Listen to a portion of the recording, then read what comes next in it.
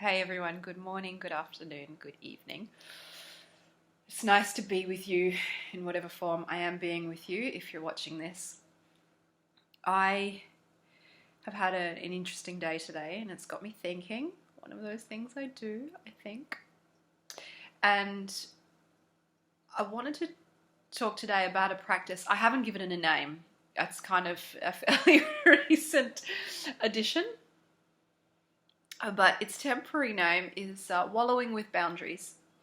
And actually, I probably learned a different version from it from one of my favorite online psychotherapists.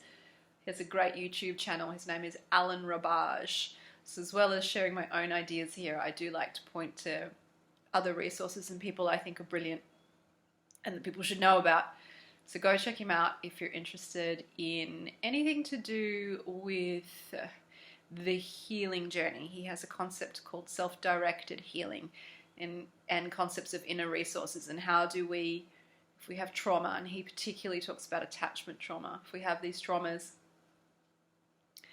how do we set our lives up in a way that can help us to heal, can help us to move forward and is manageable, and that we can meet the day-to-day necessities and expectations and ourselves on a day-to-day basis. I think this is the key that happens for many of us, is this pull between either I end up so caught up in trying to do the things that I need to do, that I have to do, that I'm meant to do, and attending to my responsibilities, which is super important, or it's like there's this dichotomy. I'm wrapped up navel gazing in my own internal process, and I've been guilty myself in the past of both those extremes, and I'm sure many of us have, and of the fear. I know many people have a fear, and the clients that I'm working with at the moment, this is one of the things that is really key in setting up the foundations and practices for an ongoing, intentional, conscious life. So if we get to the point where, this is usually the way it goes, we've been running and rushing and attending and putting all this energy into the externals, our responsibility to our families, to our friends, to our jobs, to our finances, to whatever it is that we need in order to be functional in the world. And then there's a burnout and there's a crash and there's all this unresolved, unprocessed, unattended to internal reality and material that comes bubbling out. And it comes up in this kind of overwhelming gush because it's been suppressed. I remember talking to a friend of mine about this years ago. He was like, I just can't go there. I feel like it's this beach ball that I've been holding down under the water for so long. And if I let it come out, it's going to come out with such force, it's going to smack me in the face and kill me or knock me out. And I think there is this sense when you start to invite in real presence to self and to the full rainbow spectrum of feeling, of being a human and feeling, that it could overwhelm you. And I've talked about in another video, the emotional overwhelm video, that for some of us, when there's a lot of it and it's really old and it's connected to massive abuse, trauma and grief in particular, it can overwhelm you. It can overwhelm you to the point of kind of shutdown, of paralysis, of not being able to function. And we don't want to not function in our lives, right? We still want to be able to live well and live with a sense of accountability and responsibility, with a sense of joy, with all the different things.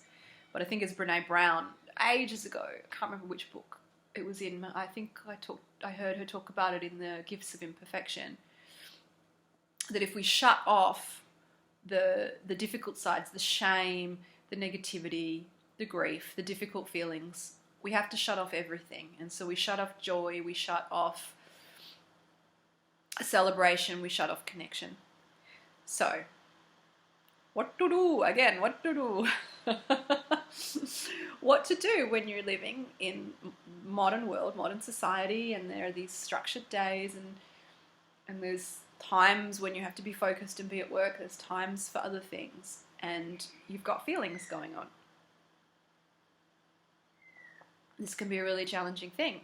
And to get to a place where a feeling feels like it's, if you hear the psych language, processed, what does that mean? It means, it's been felt, it's been acknowledged, and we've come to, this is how I interpret it, we've come to some place of understanding with it and what it's trying to tell us and what needs to happen in our lives. Maybe it just needed to be felt and that's enough. Maybe it just needed to be acknowledged and that's enough.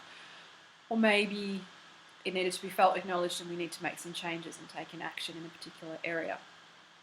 So one of the things that can happen if a feeling is very strong and we're trying to process getting through something, or a situation brings up lots and lots of feelings and they're difficult, is that we can, one of the ways of medicating and of numbing is to jump out of that feeling state and into doing again and being out in the world and being functional. And it's very justifiable. It's a very attractive way to go because I'm meeting my responsibilities, and it is something that we need to do. So this kind of double bind experience of like, well, I do need to do that, but do I need to do it right now? That's the first question. Do I need to do that right now? And maybe you do. And then, of course, you do it. But what happens to this unattended feeling state, these unattended experiences, thoughts, etc., if you do that, they get pushed down, and most of us on this path know body-mind stuff. It can turn into some kind of, might turn into anxiety, it might turn into depression, might turn into a physical ailment, something on a physical level. So what I have learned to do is to wallow with boundaries. This is what I'm calling it at the moment, and there might be a sexier term for it. But it's about honouring that part of you, that part that needs time and space to be felt, about honouring the feeling space of things, and the I'm an adult with adult responsibilities part of you that needs to be showing up in the world. So, and when we put a boundary, when we say, okay, I'm going to grieve or feel or be angry, or the typically more difficult emotions, the negative emotions,